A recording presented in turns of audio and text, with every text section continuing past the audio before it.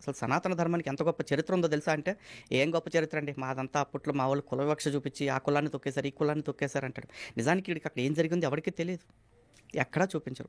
పోనీ హిందూ గ్రంథాల్లో ఎక్కడైనా లిఖితపూర్వకంగా ఉందా? వేదాల్లో గాని, ఉపనిషత్తుల్లో గాని, ఇతిహాసాల్లో గాని, పురాణాల్లో గాని ఎక్కడా లేదు. కానీ హిందూ ధర్మం అంటే స్త్రీలను చంపేస్తారు, బలవంతంగా భర్త చనిపోతే భర్తతో పాటు తోసేస్తారంటారు. రీసెంట్‌గా శంకరాచార్యులు వారి తండ్రి చనిపోయారు. మరి ఆర్యాంబ శంకరాచార్యులు వారిని ఏ విధంగా పెంచారు?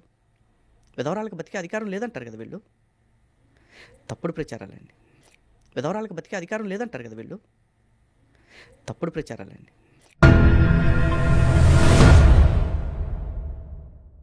హాయ్ ఫ్రెండ్స్, ఇప్పుడే లలిత్ కుమార్ది వీడియో చూసింటారు కదా. యూట్యూబ్ ఛానల్లో ఇంటర్వ్యూ ఇస్తూ విధవరాలు బతికేదానికి అర్హత లేదు అనేసి మా గ్రంథాల్లో ఎక్కడా లేవు, ఇవన్నీ విధవరాల గురించి, స్త్రీల గురించి చెడుగా క్రైస్తవులు పుట్టిస్తా ఉన్నారు. మా గ్రంథాల్లో ఎక్కడైనా లిఖిత పూర్వకంగా ఆధారాలు ఉన్నాయా? చూపించండి చూద్దాము. ఒక్కటి కానీ చూపించలేరు. ఇవన్నీ కల్పించింది క్రైస్తవులు అనేసి క్రైస్తవుల మీద లేనిపోని నిందలు వేస్తున్నాడు ఈ లలిత్ కుమార్. కాబట్టి మనం ఈ వీడియోలో ఓల గ్రంథాల ఆధారాలతో రెఫరెన్స్ చూపిస్తూ మనము మాట్లాడదాం. చూడండి, ఇక్కడ కానీ చూసినట్లయితే స్కంద పురాణం బ్రహ్మఖండం ధర్మారణ్య మహత్య 7వ అధ్యాయం 50వ శ్లోకం యొక్క తాత్పర్యాన్ని కానీ చూస్తే, అమంగళము అన్నిటికంటే విధవరాలు ఇంకా అమంగళమైనది.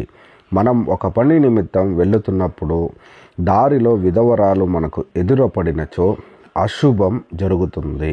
మనం ఏ పని నిమిత్తం బయటకు వెళుతున్నామో వితంతువు ఎదురుగా వస్తే ఆ పని జరగదు. చూడండి, ఇక్కడ ఈ శ్లోకం దాని యొక్క తాత్పర్యాన్ని కానీ చూసినట్లయితే, చూడండి, విధవరాలు అన్నిటికంటే అమంగళం అంట. చూడండి, ఒక పని నిమిత్తం ఎవరైనా బయటికి వెళ్ళేటప్పుడు విధవరాలు ఎదురుపడిందనుకో అశుభం అంట, ఆ పని జరగదంట. చూడండి, ఇటువంటి కార్యాలు వీళ్ళ గ్రంథాల్లో రాసి ఉండరు. కానీ దీన్ని వచ్చి మనం అడిగి ఎత్తి చెప్పేటప్పుడు, ఇలా ఉంది కదా అని మనం ప్రశ్నించేటప్పుడు వాళ్ళు వచ్చి ఇదంతా క్రైస్తవులు కల్పించింది అనేసి మాట్లాడుతూ ఉన్నారు. చూడండి, ఇది క్రైస్తవులు కల్పించినటువంటి పుస్తకం కాదు. ఈ గ్రంథం హిందువులదే. మీ గ్రంథాలలో ఇటువంటి విషయాలు రాయబడి ఉన్నాయి. మీరు రెఫరెన్సు శ్లోకాలు ఇచ్చి ఉన్నాము, మీరు ఒకసారి చెక్ చేసుకోండి. తర్వాత చూస్తే చూడండి, స్కంద పురాణం బ్రహ్మఖండం ధర్మారణ్య మహత్య 7వ అధ్యాయం 51వ శ్లోకం ఏడుగాని చూస్తే, తల్లి అమంగళం కాదు, తెలివి కలిగిన వారు విధవరాలి యొక్క ఆశీర్వాదం తీసుకోరు. విధవరాలి యొక్క ఆశీస్సులు పాము విషంతో సమానం. వితంతువు చేతి అన్నం తినకూడదు. చూడండి, విధవరాలి చేతిలో ఎవరైనా ఆశీర్వాదం తీసుకోకూడదంట. వాళ్ళ చేతిలో ఏమైనా కానీ తీసుకున్నట్లయితే అది పాము విషంతో సమానమంట. చూడండి, విధవరాల్ని ఇంత హీనంగా మాట్లాడుతున్నటువంటి గ్రంథం ఏదైనా ఉందా అంటే అది హిందూ గ్రంథాలలో మాత్రమే చూడగలము. చూడండి, తర్వాత చూస్తే, విధవ అయిన స్త్రీ అన్నం పెడితే సలసలా మరుగుచున్న లోహకుండము అను నరకమునందు 100 సంవత్సరంలో పడతారట. చూడండి, 100 సంవత్సరాలు నరకం పోతారంట. చూడండి, దాన్ని మనం చూద్దాము.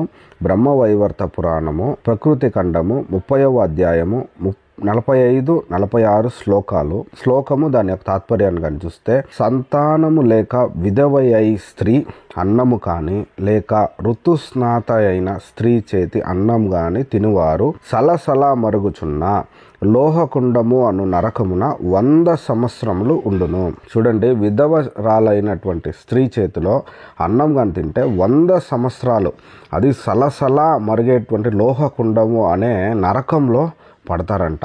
ఆ తరువాత 7 జన్మలు చాకలిగా 7 జన్మలు కమ్మరిగా పుట్టును. ఆ జన్మలలో అతను శరీర గాయములతో బాధపడుచు దరిద్రుడు అగును. చూడండి, విధవరాల చేతిలో అన్నం కానీ తింటే నరకంలో పడతాము. తర్వాత 7 జన్మలు ఎలా పుడతామంటే చాకలివాడుగా పుడతాము. 7 జన్మలు కమ్మరిగా పుడతాడంట. ఆ తర్వాత అలా పుట్టినా కానీ వాడు ఎలాగా పుడతాడంటే దరిద్రుడిగా పుడతాడంట. అనేకమైన గాయాలు, దెబ్బలు, ఒంటి మీద అనేకమైన రోగాలతో బాధపడేటువంటి ఒక శరీరాన్ని పొందుకొని దరిద్రుడిగా ఈ లోకంలో జన్మిస్తాడంట.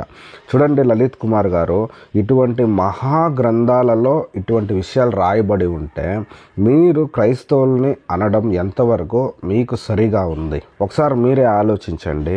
ఈ వీడియో చూస్తున్న ప్రియ వీక్షకులారా, మీరే ఆలోచించండి. ఇటువంటి గ్రంథాలలో ఇలా విధవరాలైనటువంటి స్త్రీని చెడుగా చిత్రీకరిస్తూ ఆమెని ఎందుకు పనికిరాని దానిలాగా మార్చి లోకంలోనే హీనాతిహీనంగా చూసేటువంటి ఈ గ్రంథాలలో ఇలా రాయబడి ఉంటే వాళ్ళ గ్రంథాల్లో ఉండేదాన్ని మాట్లాడకుండా బైబిల్ గురించి తప్పుగా చిత్రీకరిస్తూ ఇటువంటి వాటిని మేము అడిగేటప్పుడు దీన్నన్నిటినీ క్రైస్తవులు కల్పించారని, క్రైస్తవులు ఈ లోకాన్ని మోసం చేస్తున్నారని చెప్పడం ఎంతవరకు సరిగా ఉంది? ఈ వీడియో చూస్తున్న ప్రియ వీక్షకులారా, హైందవ సహోదరి సహోదరులారా, మీరే ఆలోచించండి.